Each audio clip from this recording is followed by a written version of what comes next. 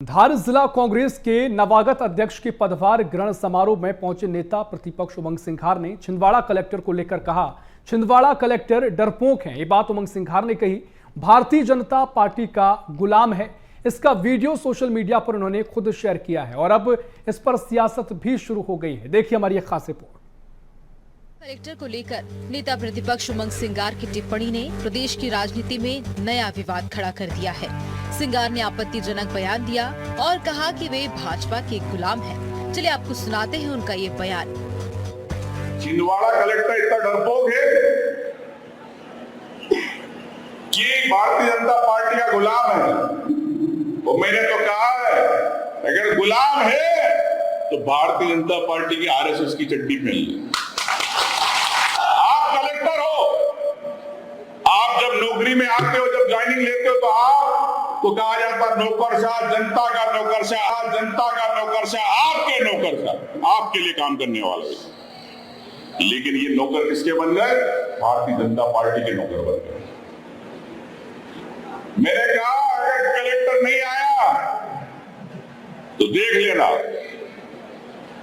नहीं आया फिर एक कुत्ते को बुलाया, कलेक्टर बना, छिंदवाड़ा कलेक्टर।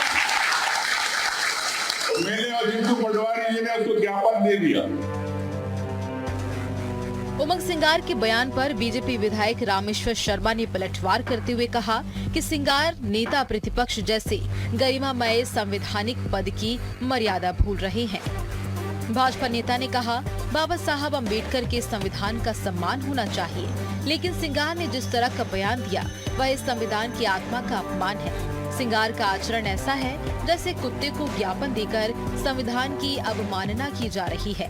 कांग्रेस लगातार संघ और अधिकारियों को निशाना बनाकर अपनी संकीर्ण सोच उजागर कर रही है। यह कांग्रेस की हताशा है कि वह संघ और प्रशासनिक अधिकारियों को भी राजनीतिक कटघरे में खड़ा कर रही है। उमंग सिंघार जी, मैं उम्मीद करता था कि आप एक समझदार और परिपक्व नेता होंगे, पर जिस तरह के आप आज की तारीख में बयानबाजी कर रहे हैं ये कहीं ना कहीं दुर्भाग्यपूर्ण है। कलेक्टर जैसे पद पर बैठे हुए व्यक्ति को भी आप छोटे मोटे शब्दों का इस्तेमाल करते हैं और कुत्ते को ज्ञापन देकर भारत के लोकतंत्र को आप जो है शर्मसार कर रहे हैं। और आपने जिस तरह कहा कि संघ की चड्डी पहने हुए कलेक्टर, तो संघ की जो चड्डी पहनता है वो राष्ट्रवाद के प्रति, बाबा साहब अम्बेडकर के संविधान के प्रति, हिंदुस्तान के न्याय के प्रति सदैव वफादार रहता है। इसलिए ध्यान रखिए, राजनीति जिस लेवल पे करना है उसी पर करें तो ज़्यादा बेहतर होगा। संघ तक जाने की कोशिश मत करिए। संघ की चड्डी इतनी महत्वपूर्ण है, ये आप अगर उस समय चाहें तो अतीत में आप पंडित जवाहरलाल नेहरू जी से पूछिए। इससे अतीत में जाना है तो लाल बहादुर शास्त्री जी से पूछिए, जिनने जब संघ के स्वयंसेवकों को परेड में सम्मिलित किया। रामेश्वर शर्मा के बयान पर कांग्रेस प्रवक्ता आनंद जाट ने तंज कसते हुए कहा, नेता प्रतिपक्ष पर टिप्पणी करना आपके मयार से बाहर की चीज है।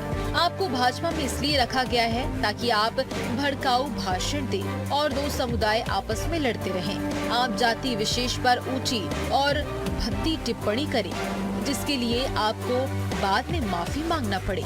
आप देशभक्ति करने की बजाय केवल उसी पर बात करें जिसके लिए आपको रखा गया है। रामेश्वर शर्मा जी, नेता प्रतिपक्ष पर टिप्पणी करना आपके मयार से बाहर की चीज है।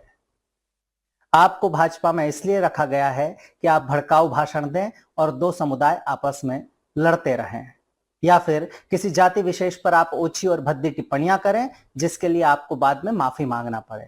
जहां तक संघ की बात है तो पूरा भारत जानता है कि कौन सा वो संगठन था जिस पर महात्मा गांधी की हत्या के आरोप लगे, जिस संगठन को सरदार पटेल ने प्रतिबंधित किया था। और वो संगठन कौन है जिसने 52 साल तक राष्ट्रीय ध्वज तिरंगे को अपने मुख्यालय पर नागपुर में नहीं फहराया। इसलिए बेहतर होगा कि देशभक्ति की बातें करने की बजाय आप जिसमें एक्सपर्ट हैं यानी कि हिंदू मुस्लिम ही करते रहें। अब ये मुद्दा छिंदवाड़ा की राजनीति तक सीमित न रहकर पूरे प्रदेश में गूंज रहा है और इस पर सियासत भी लगातार देखने को मिल रही है। भाजपा इसे कांग्रेस की बौखलाहट बता रही है, जबकि कांग्रेस कह रही है कि सरकार अफसरों का दुरुपयोग कर रही है। Bureau report, BSTV।